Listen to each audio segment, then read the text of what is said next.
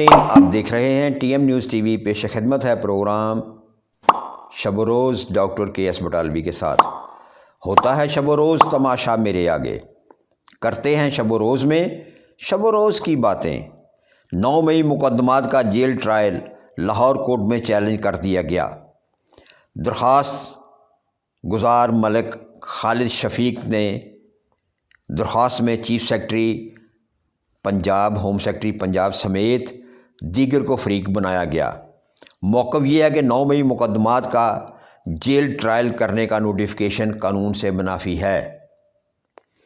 Jail trial صاف اور شفاف نہیں ہو سکتا۔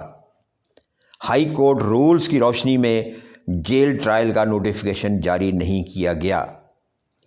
درخواست میں اصلاح کی گئی کہ عدالت جیل ٹرائل کا نوٹیفیکیشن کالعدم قرار دے اور عدالت صاف اور شفاف ٹرائل کا حکم دے۔ موصوف نے ایک وقت میں 2 جملے استعمال کیے ہیں۔ ہائی کورٹ کے رولز کی روشنی میں جیل ٹرائل کا نوٹیفیکیشن جاری نہیں کیا گیا۔ جب نوٹس جاری ہی نہیں کیا گیا تو اس نوٹس کو کالعدم کیسے قرار دیا جائے؟ اگر جاری ہوا ہے تو کالعدم قرار دیا جائے گا۔ موصوف فرما رہے ہیں کہ نوٹس جاری نہیں ہوا اور اس نوٹس کو کالعدم قرار دیا جائے۔ یہ بات کچھ انوکھی سی لگ رہی ہے کہ ایک کام ہوا بھی نہیں ہے اور اس کام کا اقرار بھی کیا جا رہا ہے۔ یہ دونوں باتیں ایک دوسرے کے متضاد ہیں۔ ادھر لاہور پولیس نے عام انتخابات 2024 میں جیتنے والے 9 مئی کے اشتہاریوں کی گرفتاری کا پلان تیار کر لیا۔ ذرائع کے مطابق کامیاب امیدواروں میں میاں اسلم اقبال، علی مین گنڈا پور، امتیاز شیخ 9 مئی واقعات میں مطلوب ہیں۔ اشتہاریوں کے لیے geo financing, mobile tracking, IP address track کر لیے گئے ہیں۔ انتخابات جیتنے والے اشتہاریوں کی گرفتاری قانون کے مطابق ہوگی۔ یہاں یہ سوال ہے کہ اگر پولیس نے، انتظامیہ نے یہ سارا کچھ ٹریک کر لیا ہے تو اب کس کی اجازت چاہیے انہیں گرفتار کرنے کے لیے؟ وہ تو آلریڈی اشتہاری ہیں۔ اشتہاری کو گرفتار کرنے کے لیے مزید کس کی ضرورت ہے؟ جب اس کا اشتہاری وارنٹ نکل گیا تو یا سلامت تو آپ کو مل گیا، گرفتار کریں اس کو، کس کا انتظار ہے؟ اس کے اندر کہانی کوئی اور ہے۔ GIT کے مطابق ملزمان انتخاب مہم نتائج کے دوران کارکنوں سے رابطے میں رہے۔ یعنی GIT ان کو یہ بتا رہی ہے جب وہ رابطے میں تھے تو اس وقت گرفتار کیوں نہیں کیا؟ یہ کیسا ڈرامہ ہے کہ ایک ملزم آپ کو نظر آ رہا ہے اور آپ اس ملزم کو گرفتار نہیں کر رہے؟ یہ قانون ہے یا قانون کا مذاق؟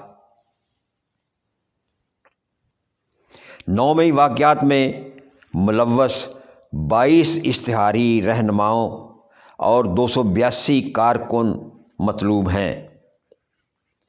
یعنی 22 سینئر رہنما اور 282 کارکن یہ اشتہاری ہیں، یہ قانون کو مطلوب ہیں۔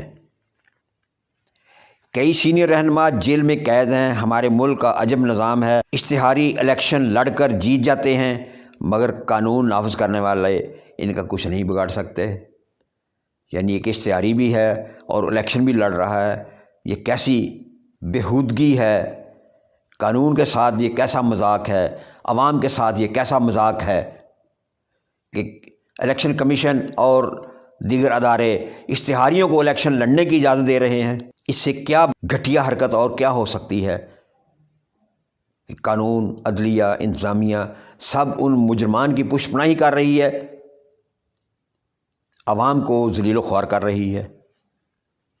کیا یہ صحیح عمل ہے؟ فیصلہ ہماری انتظامیہ اور عدلیہ کرے۔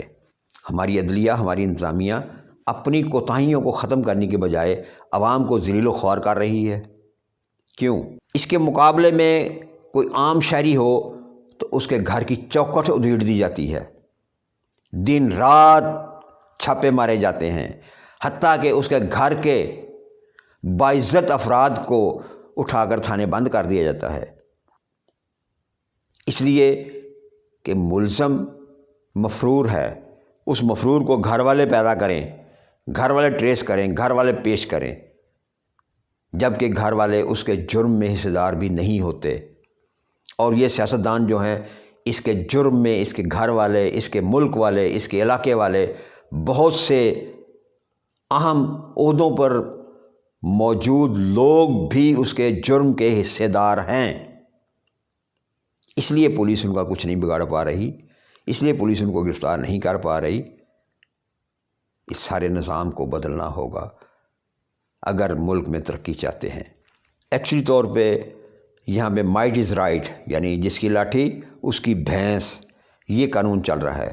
4 روز قبل علی خان نامی شہری کی جانب سے سپریم کورٹ میں درخواست دائر کی گئی کہ انتخابات 2024 میں دھاندلی ہوئی ہے، اسے کالعدم قرار دیا جائے اور 30 دن کے اندر عدلیہ کی زیر نگرانی نئے الیکشن کروائے جائیں، اور جو پارٹیز ایک دوسرے کے ساتھ مل کر حکومت بنانا چاہ رہے ہیں انہیں روکا جائے۔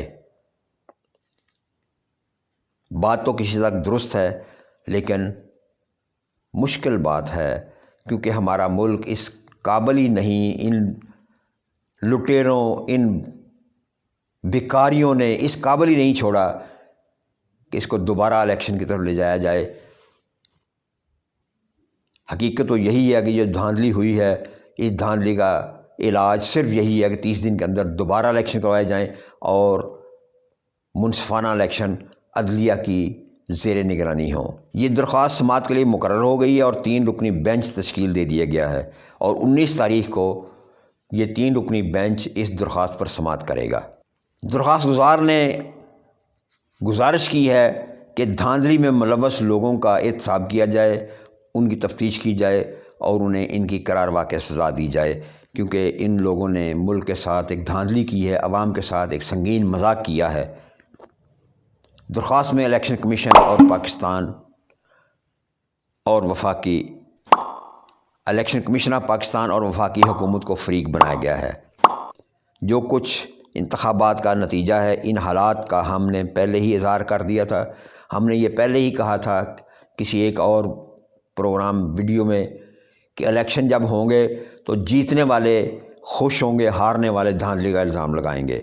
اگر کسی ایک پارٹی کو اکثریت مل جاتی ہے، دوسری پارٹی کہے گی کہ یہ دھاندلی ہوئی ہے، اور یہی کچھ اب ہو رہا ہے۔ عدلیہ، انتظامیہ ان چیزوں پہ غور کریں اور ان حالات سے اس ملک کو نکالیں، اس ملک کی پریشانی کو دور کریں۔ لیکن لگتا یہ ہے کہ ہماری انتظامیہ، ہماری عدلیہ، ہمارے ارباب اختیار، ان کے دلوں میں قطعاً کوئی پریشانی نہیں، کیونکہ ان کو تو صرف انجوائے کرنا ہے عوام کے خون سے۔ دیکھتے رہیں TM نیوز TV۔ آئندہ پروگرام تک اجازت، اللہ نگہبان۔